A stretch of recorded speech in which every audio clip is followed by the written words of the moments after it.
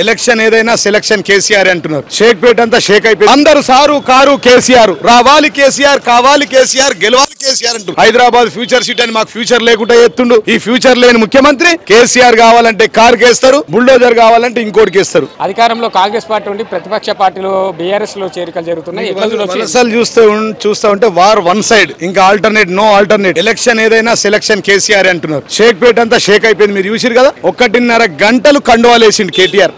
అర్ధగంట మీటింగ్, గంటన్నర కండువాలేసిండు. వేలాది మంది ఇలా బీఆర్ఎస్ పార్టీలో పడుతుంది. అందరూ సారు కారు కేసీఆర్, రావాలి కేసీఆర్, కావాలి కేసీఆర్, గెలవాలి కేసీఆర్ అంటారు. ఏ గల్లీకైనా అయ్యా మాకు ఇస్తాన్న స్కూటీలు ఇవ్వలేడు, అంతా మేమంతా కేసీఆర్ సైడే. మాకు రావాల్సిన 2500 పింఛన్లు రావట్లేదు మా ఆడబిడ్డలకు, మేమంతా కేసీఆర్ తోనే ఉంటాం. మాకు రావాల్సిన తులం బంగారం ఇవ్వలేదు, డోకా దియా రేవంత్ రెడ్డి, అందుకోసమే మాకు మోకా వచ్చింది.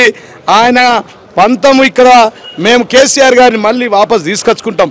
సారే కావాలి, కారే కావాలి, కేసీఆర్ కావాలి. ఏ గల్లీలో అడుగు నిరుద్యోగ యువకులు కలిస్తే నిరుద్యోగ భృతి రాలేదు. అయ్యా మేమంతా సార్తో ఉంటాం, కారుతో ఉంటాం, కేసీఆర్తో ఉంటాం అంటున్నారు. మైనార్టీ సోదరులు అడిగితే ఇమాం మౌజంలకు తనఖా ఇస్తలేడయ్యా, మేమంతా సార్తో ఉంటాం. మైనార్టీ గురుకుల పాఠశాలలో మా పిల్లలకు 1,25,000 రూపాయలు ఖర్చు పెట్టి చదివించిండయ్యా, మేమంతా సార్తో ఉంటాం, కారుతో ఉంటాం, కేసీఆర్తో ఉంటాం. రావాలి కేసీఆర్, కావాలి కేసీఆర్, గెలవాలి కేసీఆర్ అంటున్నారు. ఇవాళ షేక్పేట అంతా షేక్ అయిపోయింది. కార్తిక్ రెడ్డి గారు మేమంతా అక్కడ ఉన్నాం, ప్రశాంత్ రెడ్డి గారు, గణేష్ గుప్తా, మా నిజామాబాద్ టీం అంతుంది.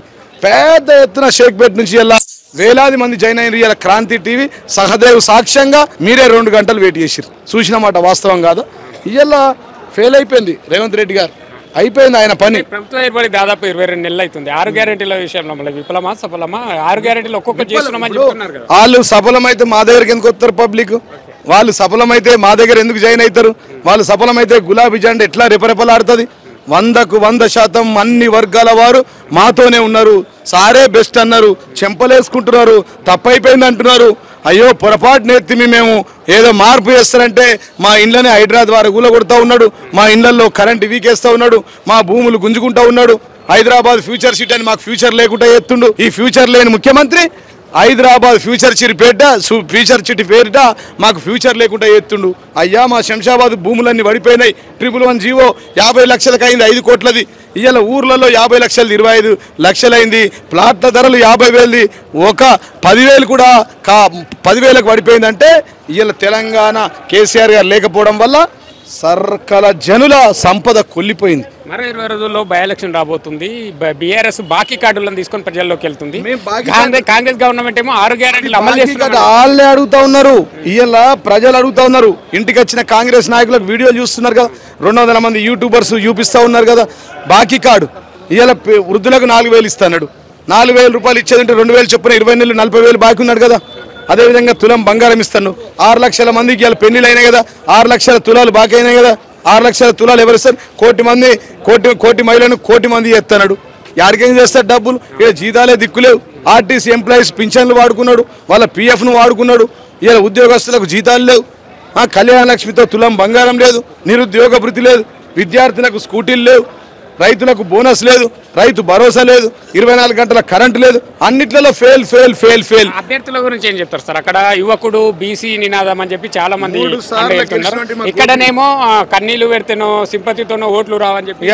నవీన్ యాదవ్ గురించి మీకు తెలుసు కదా సార్, వాళ్ళ ఖాందాన్ గురించి తెలుసు కదా సార్, మా చిన్న శ్రీశైలం యాదవ్ గురించి తెలుసు కదా.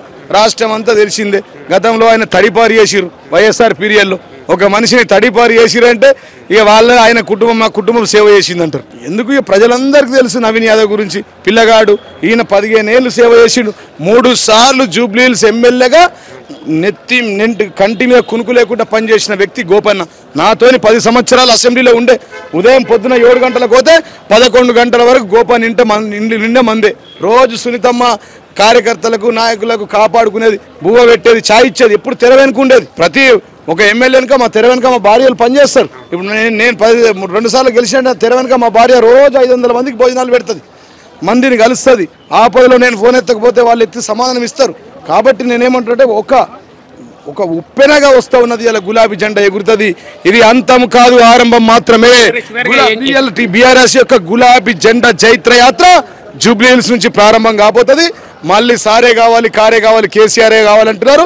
మూడోసారి కూడా ముఖ్యమంత్రి ఎప్పుడెప్పుడా కేసీఆర్ అని చెప్పి వెయిట్ చేస్తూ ఉన్నారు. చివరిగా ఏం చెప్తారు? ఈ బై ఎలక్షన్ స్థానిక సంస్థ ఎన్నికల ముందు రెండు పార్టీలకు సవాల్గా ఉండబోతున్నాయి. ఎందుకంటే బీఆర్ఎస్ కి సిట్టింగ్ స్థానం, అధికారంలో కాంగ్రెస్ సవాల్ లేదు. అనేక బస్తీలు ఉన్నాయి. ఇది కారుకు బుల్డోజర్ పార్టీకి జరుగుతున్న ఎన్నిక. కేసీఆర్ కావాలంటే కారు కేస్తారు, బుల్డోజర్ కావాలంటే ఇంకోటి కేస్తారు. బుల్డోజర్ ఇల్లు కూలగొడుతారు, బస్తీలలో చూస్తూ ఉన్నారు.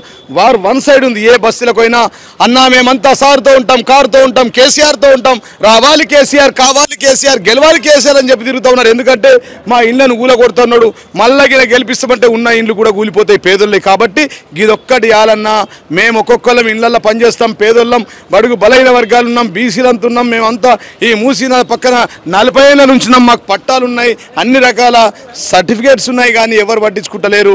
ఒక హైడ్రా అనే మాఫియా, ఒక బుల్డోజర్ పార్టీ, కాంగ్రెస్ పార్టీ మా బతుకుల్లో ఛిద్రం వేస్తూ ఉంది. రాత్రికి రాత్రి మా ఇండ్లు కూలగొట్టి వర్షం పడుతుండగా మమ్మల్ని నాగం చేసిరు. కాబట్టి మేమంతా బీఆర్ఎస్ పార్టీతోనే ఉంటాం, కారుతోనే ఉంటాం, కేసీఆర్నే గెలిపిస్తాం. ఎలక్షన్ ఏదైనా సెలక్షన్ కేసీఆర్ అంటున్నారు. ఇప్పటి నుంచి any election selection only KCR.